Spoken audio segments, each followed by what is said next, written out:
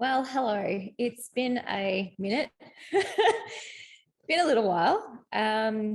Welcome back to the podcast. I think we can probably call this season two, right? Season two, all the new stuff coming in. And I thought I would use this opportunity to let you guys know what I've been doing the last few months because it's been a journey. so I guess it all started back in October. Well, probably no, back in August, we started doing our renovations on our new site for Carla Wellness. And that all kind of started with renovating our yard, which took my poor husband 3 whole months to get done because we couldn't find any trades. And it's been this consistent, I suppose, thing that tradies have just been so hard to find. And we were lucky, we were able to find a really amazing builder, a really amazing concreter to come and do the work for us. But yeah, no landscapers. So poor old Dion got stuck doing the landscaping. And if you're following any of my stories during that time, you would see how much work he had to do without the skill set to do it. So it was very much a lot of trial and error. And a lot of swearing for him. So we renovated our shed. Our shed is now completely mine. So it was actually funny because one of the things that Dion said when we moved into this place was, I just want a really big shed. It was probably his shed for 2.5 years and now it's mine. So now the really big shed that Dion so badly wanted is now all of Carla Wellness. So we have 2 treatment rooms here. We have a big kind of open space. We've got a reception and waiting area and a little gym. We have a sauna room and a bathroom and little kitchenette. So there's lots of stuff now inside the shed. So, just quietly, I think Dion's really excited to be able to get his shed back when we're no longer running Carla out of here and we're at a commercial site, because I think he's really liking the renovations, and he'll definitely take it back gladly when we move out. So yeah, so that happened. I had major surgery. I had basically my tummy ripped apart, and that was from kids. That was from having kids. My tummy was ripped apart, and then a surgeon in Brisbane put it all back together for me. So we're actually going to be interviewing my surgeon, Dr. Andrew Broadhurst, on a future podcast. So that's a really really exciting opportunity that we've got, and I'm really keen to do that interview.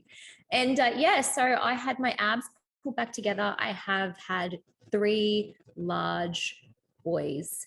And my abs didn't so much like me being pregnant. So they kind of chucked a tanny and never went back together. So Andrew put my abs back together. He fixed up my belly for me. I'm now nice and flat. I'm nice and toned. I feel strong again. That was wow. Yeah, that was interesting. I had originally planned to get a breast lift and reduction done at the same time. And in all honesty, thank God I didn't, because holy wow. Look, severely uncomfortable would be the way that I would put it. I wouldn't say that I was in a lot of pain. I got off pretty easily with it. I basically had fentanyl for the first few hours after the operation. And then I was able to just take Panadol and Nurofen after that. And I was quite all right pain-wise. It was just really uncomfortable. For 4 weeks, I was hunched over like the Hunchback of Notre Dame. If you've ever seen that movie, I pretty much looked exactly like the Hunchback of Notre Dame. So I was very bent over while everything kind of, sorted itself out. And then I was able to, lift back up and stretch my belly out again. And I slept on the couch for 3 weeks. So that was interesting. I literally could not get into bed. I tried a couple of times. And it just didn't happen. So thankfully, I was able to sleep on the couch, which was, really, it was actually quite comfortable. So, and I'm not much of a couch person. Like I very rarely will spend time on the couch. So that was a whole new experience for me. It was actually, mindset wise, I had to do a lot of, I suppose, using a lot of my own techniques on myself, because it was really mentally hard for me to sit still and recover. So a lot of the time, I had, even in hospital, I had a book there with me, and I was reading and still trying to do stuff. Yeah, still trying to kind of keep my finger on the pulse of everything. So I don't do downtime well, and in case you haven't picked that up.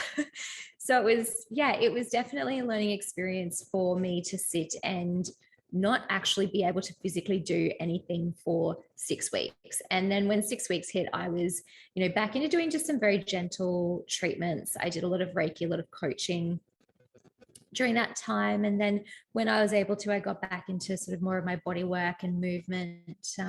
I got back into running, which was very strange, and still quite strange actually, to go for a run. It's fine while I'm running. I actually do feel more supported now while I'm running, which is nice. But yeah, just the sensation that you get after a run when like my belly is still really numb. So I kind of run and I get this like tingly sensation in my tummy where I had the surgery. So that happened. Our renovations took a little bit longer than were expected. So that was a tough time, because you don't have any income coming in while we were doing the renovations, and I was off. I had people that I'd sort of roped in from all over the place to come and help with clients. We had an interesting experience with a tradie who didn't show up. So yeah, it was like, I can't even put the words to it, right? It was an experience. I'll put it like that. And with every challenge, there's an opportunity to learn something. So when you sit back at the end of it and you're able to actually, process it with some perspective, you can see that, things happen the way that they happen for a reason. And so we had Christmas after that, and school holidays mixed in with Christmas, and then an extension to the school holidays. My poor kids were bored out of their brain, and very excited to go back to school. We had COVID tear through our household as well. My husband and my little one both got COVID, and it was when Callan came down with it. I said to Dion, my husband, I was like, right, okay, you stay in the house, and I'm moving out to the shed because I don't get paid sick leave. So Dion ended up having to care for Callan while I moved out to the shed, and just to kind of keep everything rolling and going along smoothly. Then we've had a little family getaway for a weekend, and now here I am back, and it feels, today in particular, I've noticed that I've been a lot more present in my body. I've been sitting in a lot of discomfort lately, and this is kind of the main thing that I wanted to touch on with you today, because it's been coming up a lot, as it does, as I've mentioned in the past. If you are a frequent listener, a lot of the time when my clients are going through stuff in their lives, it's always seems to correlate with the things that are happening in my life. And I've had quite a few clients sitting in discomfort. And one of my things I like to say to people is, get comfortable with the uncomfortable, because that's where the growth happens. That's where you learn, develop, and change. And that's where you grow as a human being and as an individual. And one client in particular has been going through some stuff, and we've been working with this client for quite a while, and they were resisting the change, and they were resisting the discomfort. And they said, I'm feeling the feels. I'm doing what you're telling me. I'm feeling what I need to feel, but I don't know what to do with that. Like, what do I do now? I'm sitting in this, feeling it, and I'm doing that, but then what? And he was getting upset, getting quite agitated about, the process of being uncomfortable and learning to change that into comfort. Because when you can process it, in a really healthy way, you learn that, oh, okay, this is just part of life. And so we spoke about it. And I said, right now, you are sitting in the middle of the discomfort. This is the opportunity for you to break through the barrier that has been there your whole life and actually change the trajectory of your life. So right now, you are repeating the same cycle, because this particular client just wanted to sit in it, and they couldn't see how they got out of it then. And I was trying to explain that this is a repetitive cycle that you go through. You are repeating the same thing over and over. And what the universe, if you will, or whatever it is that you choose to believe in, what that does when we go through a challenge is it's actually serving up the opportunity on a golden platter. And it is saying to us, are you going to eat off this or not?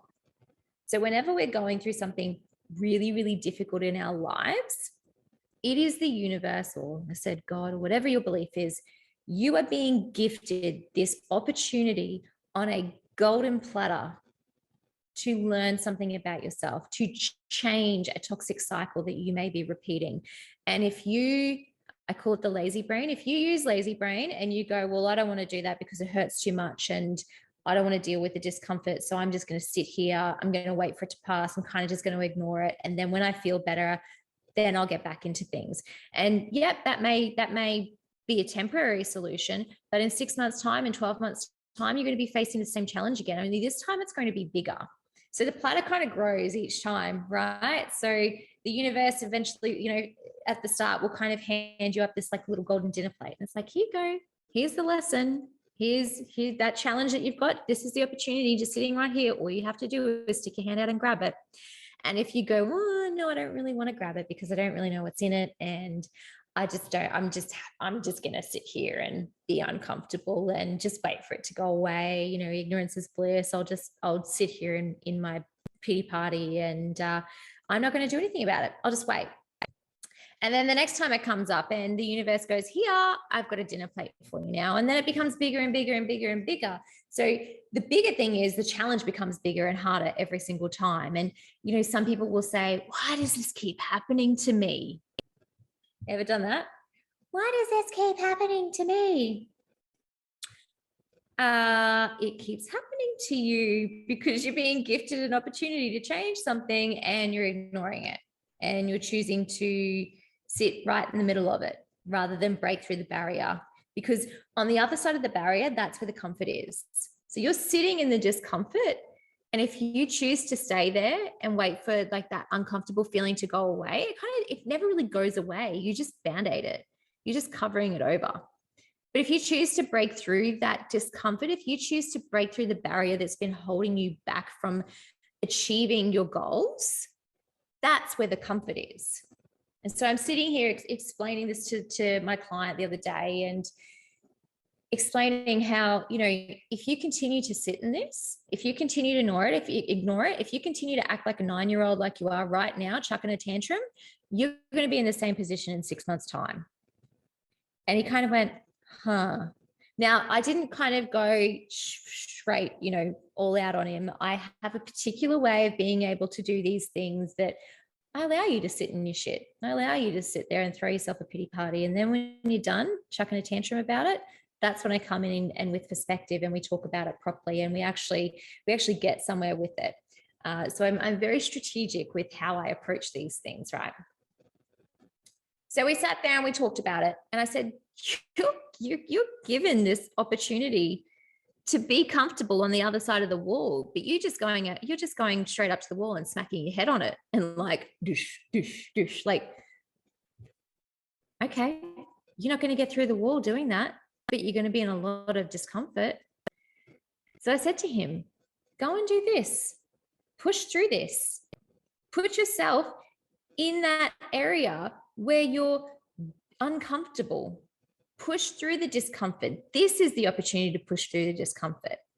That's how you get comfortable with being uncomfortable. You need to push through it. You need to feel what you need to feel to understand it. And then you need to push forward.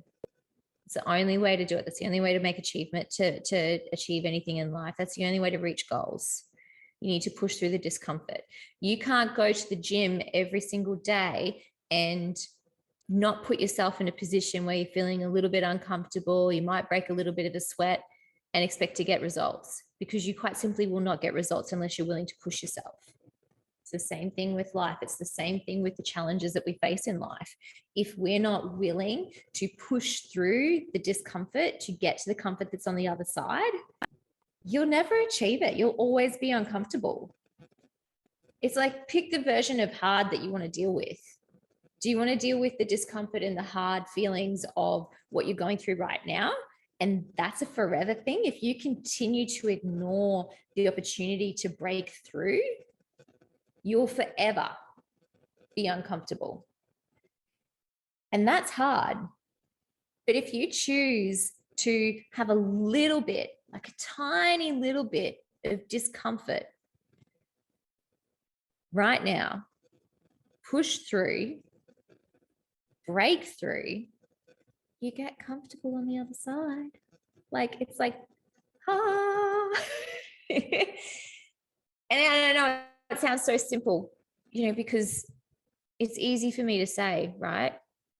And I know that some of you will sit there and go, yep, that's easy for you to say because you're not going through it. But let me tell you, I have gone through it. And I've recently gone through it. And because I'm so self-aware now, I see it more clearly and I'm able to process it better because I've had a lot of practice. There have been many, many, many uncomfortable situations in my life. And I wanted to share with you what I've recently gone through. So I've been having this discomfort. I've been sitting right in the middle of it. And I was doing out of character things. So I was, ignoring emails, and I was committing to things and then not following them through. And I was, looking at property and looking at all this stuff and kind of wasting my time on the outside things because there was something going on inside that I hadn't quite worked out yet.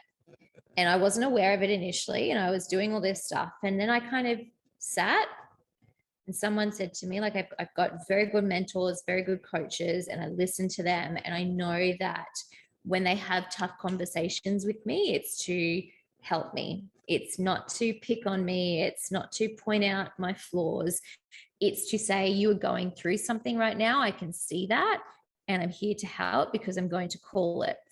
Just on a side note, but relating to that, a friend will always call you out on your shit. Fake friends won't. That's how you know the true depth and meaning of a relationship. If someone is willing to call you out on your crap, because if they kind of gloss over it, glaze over, and they ignore all of that, they're not really being a friend. So I'm very fortunate to have truly amazing friends and mentors in my life who will identify when something isn't sitting right. And they will say, hey, Ames, what's going on here? And because I trust them and because I'm so self-aware, I will take a step back and I'll kind of pull myself out of it and I will look with a perspective. I will be objective about what I'm going through, because when you're in it, it's very hard to see it. But when someone kind of calls you on it and you can pull back and look at it as a whole, you're able to see it from a different perspective, from a different angle, and then you're able to make a better call on what to do. So I was able to identify, and it took me a few days to really sit with this and work it out. And for those few days, I knew that I was sitting in the discomfort and I was calling it and I was saying to people, I'm processing right now. So I sat, I cried a bit.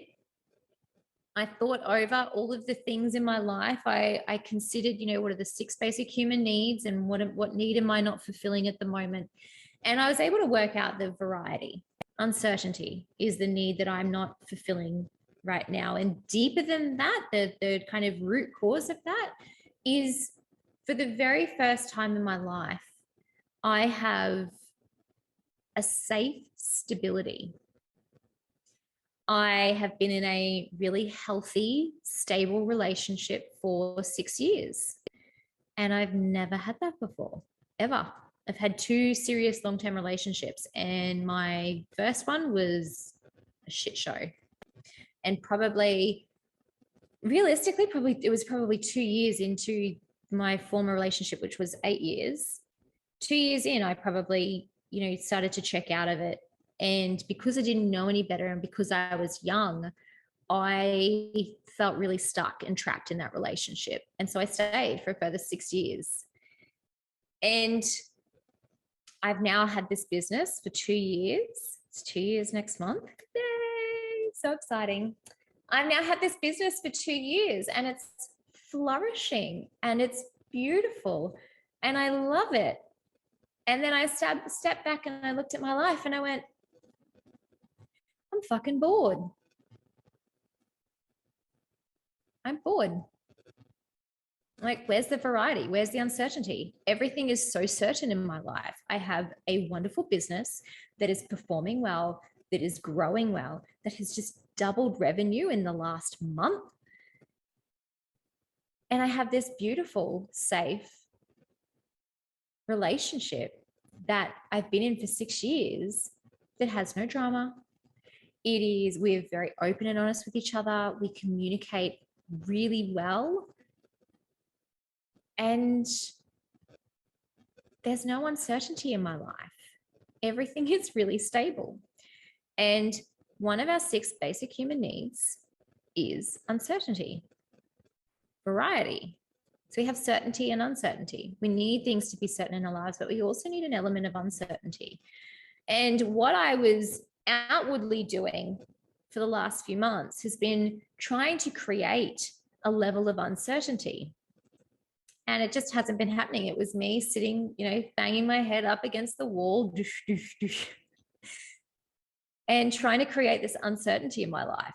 And when I became hyper aware of it the other day, yesterday to be exact, I kind of woke up with an epiphany and I was like, oh, that's it. That's what's going on. I'm like, I have a stable relationship and a stable career and no variety. That's kind of boring. So I was able to, have a really good, healthy chat with my husband about, okay, what are the things that we can do within our relationship that creates variety for us? And what are the things that I can do with my work that creates variety? How can I find variety in my life to fulfill that need? So I'm not kind of going out and doing this really, I call it the dumb shit, because lazy brains kind of, playing a role, which was what I was doing, all the dumb stuff. And I wasn't being myself. Like my mentor said, you're being out of character. When you can step back from your own stuff, when you can be really, really present, and I think a lot of people don't understand what being truly present is, or what it even looks like, or what it even feels like. But when you can step back from your own crap and you can be truly present, truly objective, and not blame everyone else, when you can hold the mirror up and look straight at yourself in the mirror, look yourself square in the eye and say, it's me, that's where you can change. When you can step back and have perspective and be objective, that's where you're able to change. Because while you're walking around with your blinkers on and blaming everyone else and cracking the shits and doing dumb stuff, you're not being present, not being in your body. You're living outside yourself. You're not going to change anything there. But when you can come into you, pull back and look from a different perspective, that's where you can make changes in your life. And if you don't know how to do that, then look for someone to help you. Go to a really trusted friend or a really trusted mentor, or find a coach, someone like myself that helps people through these situations. Come see me if you don't want to speak to anyone else. I can see you in person or on Zoom. But find someone who helps you to remove all the layers of garbage and find what is the root cause. What is that thing that's sitting at the bottom? Why am I doing this stuff this way? Why do I keep repeating this cycle? Why does this keep happening to me? When you can pull out and look with a different perspective, with a fresh set of eyes, and not be upset when someone pulls you up and calls you on your stuff, that's when you can truly change your life. That's where the transformation is. So my best advice, surround yourself with some really good people who are prepared to tell you the truth, because they're the best kind of friends and mentors that you can have.